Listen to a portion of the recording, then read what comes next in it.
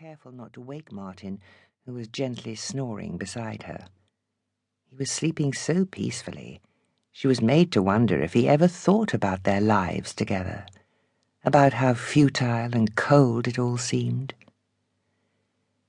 Yet, for all her regrets and insecurities, Lucy had put her heart and soul into being a good wife, a loving mother, and a loyal sister, even though she sometimes resented the manner in which the family took her for granted. They rarely ever asked her how she was, or how her day had been at the factory. Over the years, she'd suggested to her sister, Paula, that it might be nice to spend a pleasant hour or so shopping in Bedford, and maybe enjoying a light lunch before they headed home. Unfortunately, there was always a reason why Paula could not go with her. Lucy accepted the situation without question. She'd offered her own daughter, Anne, the same invitation, but she was too busy, or going out with a friend, or just not in the mood. In the end, to avoid embarrassment, Lucy stopped asking. Every year, her birthday was almost a non-event. Even when she put on a little family party, they were either very late to arrive, or they presented an excuse for not arriving at all. She always received a present from Martin and the children, but because of other pressures or simply absent-mindedness, she often had to wait until the next day, when they would rush in with apologies. She never made a fuss, because what would be the point? They hardly ever made time to sit and chat with her. Anne and Paula's visits would be little more than a cup of tea, then a quick peck on the cheek, and they'd be off out the door.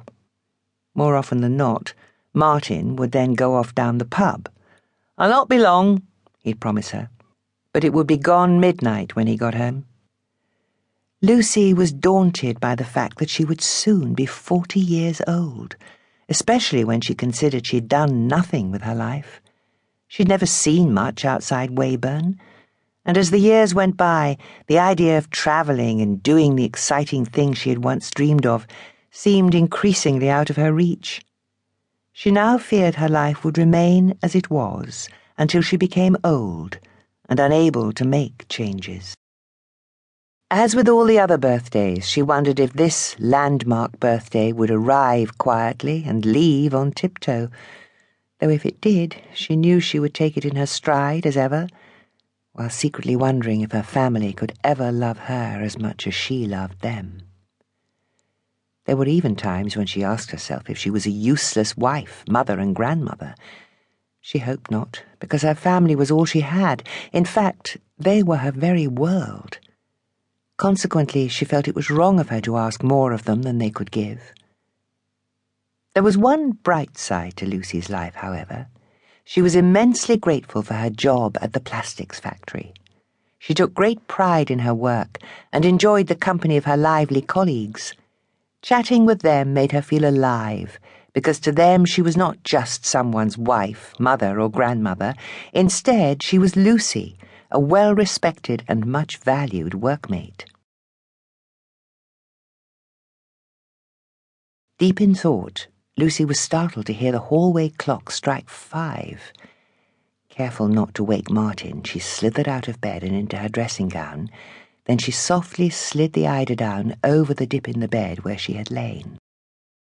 Gazing down on her sleeping husband, she tortured herself with regrets.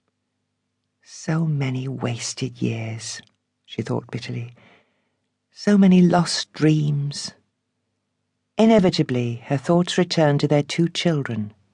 Sam was now 21. Like all young men, he could be bullish and unpredictable, but beneath all the bravado, he had a sense of purpose. At 23, Anne was her firstborn. She was confident, easily hassled, and occasionally argumentative. She was the mother of Luke, almost 1 year old. The thought of her only grandchild brought a measure of joy to Lucy's heart. Full of life, he had a ready smile and laughing eyes that made you want to dance, and he was an absolute delight. Taking a moment to close her eyes, Lucy cast her mind back to when she was a shy, innocent girl, afraid of everyone and everything, until Martin made friends with her in the school grounds one sunny afternoon. With his smiling brown eyes and wild